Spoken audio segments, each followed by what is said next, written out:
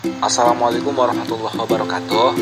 Pada kesempatan kali ini saya akan membahas tentang interferensi dan integrasi. Bagaimana contoh-contoh interferensi dan integrasi. Nah, pada kesempatan kali ini merupakan tugas UTS dari mata kuliah Ilmu Lugah Ijtimaiyah. Selamat menyaksikan. Pengertian interferensi. Jadi menurut Al-Wasilah pada tahun 1985 mengatakan bahwa pengertian interferensi ini berdasarkan rumusan Hartman dan Stone bahwa interferensi merupakan kekeliruan yang disebabkan oleh adanya kecenderungan membiasakan pengucapan atau ujaran suatu bahasa terhadap bahasa yang lain yang mencangkup pengucapan satuan bunyi, tata bahasa, dan kosakata. Sementara itu, menurut Jendra pada tahun 1991 mengemukakan bahwa interferensi ini meliputi berbagai aspek kebahasaan, bisa menyerap dalam bidang tata bunyi atau fonologi, tata bentukan kata atau morfologi, tata kalimat atau sintaksis, kosakata atau leksikon, dan tata makna atau semantik. Nah, interferensi ini menurut Nababan pada tahun 1984 merupakan kekeliruan yang terjadi sebagai akibat terbawanya kebiasaan-kebiasaan ujaran bahasa ibu atau dialek ke dalam bahasa atau dialek kedua. Senada dengan itu, Sher dan Agustina pada tahun 1995 mengemukakan bahwa interferensi adalah peristiwa penyimpangan norma dari salah satu bahasa atau lebih. Nah, untuk memantapkan pemahaman mengenai pengertian interferensi, berikut saya akan berikan pokok-pokok pikiran para ahli di bidang sosiolinguistik untuk lebih jelasnya yang telah mendefinisikan salah satunya bahwa menurut pendapat Syair pada 1998 interferensi ini pertama kali digunakan oleh Wunsch untuk menyebut adanya perubahan sistem suatu bahasa sehubungan dengan adanya persentuhan bahasa tersebut dengan unsur-unsur bahasa lain yang dilakukan oleh penutur yang bilingual. Nah, interferensi ini mengacu pada adanya penyimpangan dalam menggunakan suatu bahasa dengan memasukkan sistem bahasa lain. Nah, untuk lebih jelasnya saya akan berikan contoh dari interferensi. Interferensi fonologi. Interferensi fonologi ini adalah interferensi yang terjadi akibat bunyi bahasa. Interferensi fonologi ini terjadi saat penutur melafalkan atau menyisipkan bunyi-bunyi bahasa dari bahasa lama ke dalam bahasa penerima. Jaga selalu hatimu. Nah, pada bagian ini terjadi interferensi fonologi, di mana penutur menggunakan kata selalu yang seharusnya penutur ini menggunakan kata selalu. Guys, temenin aku belanja keperluan adik aku untuk tinggal di asrama yuk. Nah, pada bagian ini terjadi intervensi fonologi lagi, di mana penutur menggunakan kata adik yang seharusnya di situ penutur menggunakan kata adik. Seharian borong semua jajanan super pedas di Gang Kanci. Selanjutnya pada contoh yang ketiga di sini terjadi interferensi fonologi, di mana di sini penutur mengucapkan kata semua yang harusnya itu semua. Kemudian interferensi morfologi. Interferensi morfologi ini adalah interferensi yang terjadi akibat pembentukan kata bahasa Indonesia yang menyerap imbuhan dari bahasa lain. Kondisi ini terjadi akibat kontak bahasa dari diri penutur.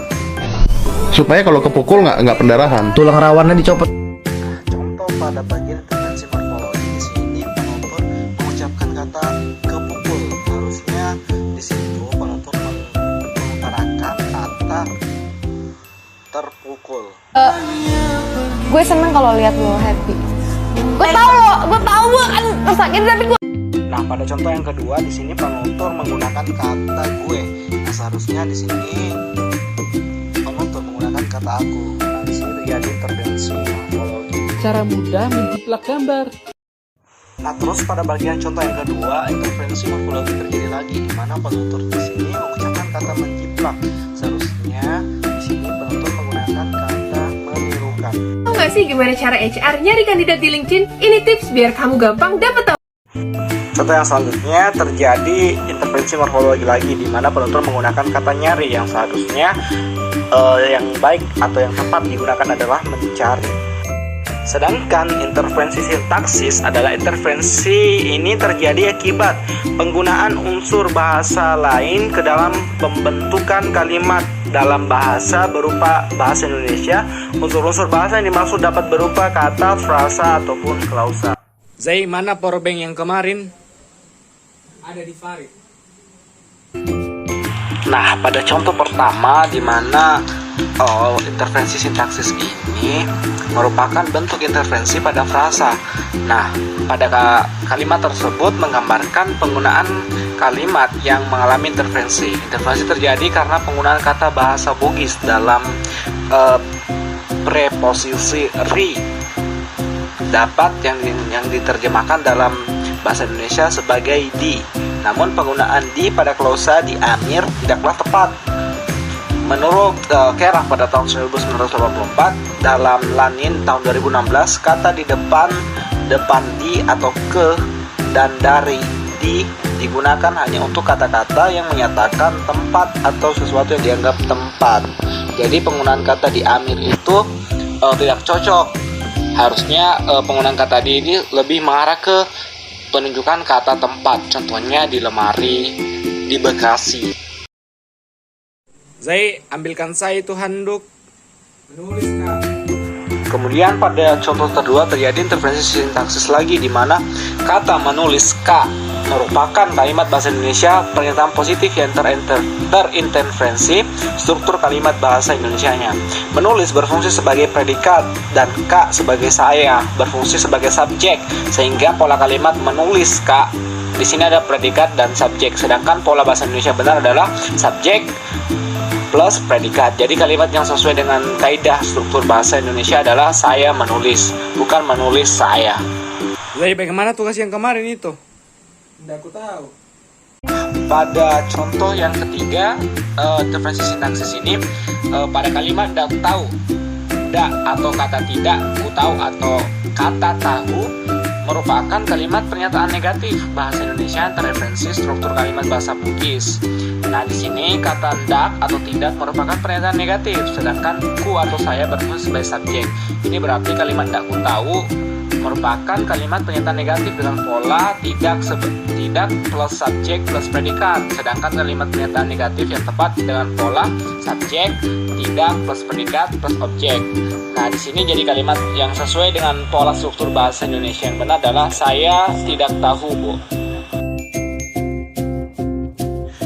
Nah, sedangkan integrasi adalah penggunaan unsur bahasa lain secara sistematis, seolah-olah merupakan bagian dari suatu bahasa tanpa disadari oleh pemakainya.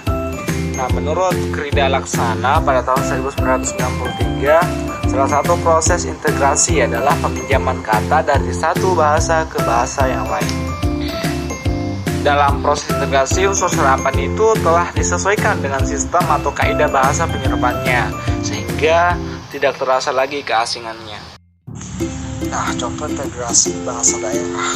Di sini yang pertama adalah jembatan. Dalam bahasa Makassar pada saat diterjemahkan dalam bahasa Indonesia memiliki arti dermaga atau pelabuhan. Terus contoh yang kedua adalah Mae Anjama.